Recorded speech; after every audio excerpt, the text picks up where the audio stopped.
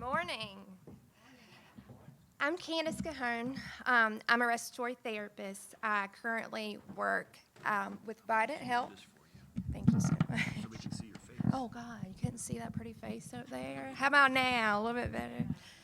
Thank you. I currently work with Vidant Health.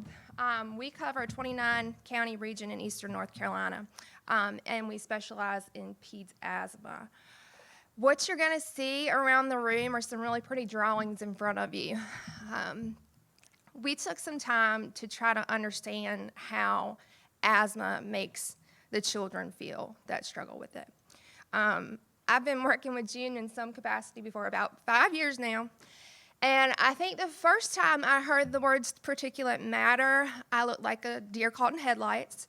If you asked me a question right now, I probably still would, but even though I can't talk to you about that, I can talk to you about how it feels to see that your 7-year-old patient who you've worked with for 5 years is getting airlifted to a critical care facility for the second time in 6 months. These kids are really affected by what we do, and I think it's very important for them to be able to explain that, but they can't verbalize it. And so we try to make it a little bit easier for them, and the following slides you're going to see, I think they pretty much speak for themselves. Gerald.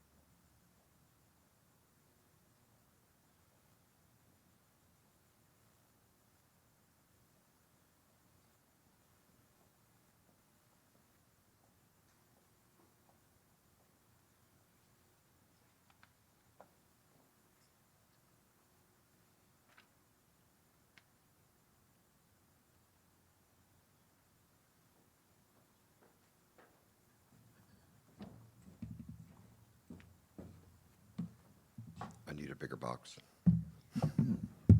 So good morning, everybody. I'm going to follow up a little bit here with what you just saw. My name is Andrew Harver from UNC Charlotte, and it's been a pleasure to learn a lot from my colleagues on this planning committee over the last couple of years. First, a quick shout out to Candace and Kirsten and Mercedes who made the presentation we just saw possible. Thank you very much. So some of you probably know we're in the middle of National Public Health Week, and this year's theme is Public Health is Where You Are. Now that makes some sense to me. We know the predictive power of place, zip code in particular, for levels of health and well-being.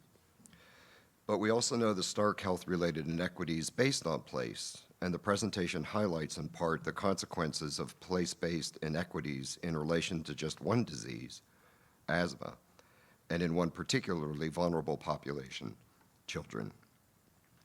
Moreover, the evidence demonstrates that the consequences of exposure to pollution, irritants, and related toxins disproportionately impacts communities of color.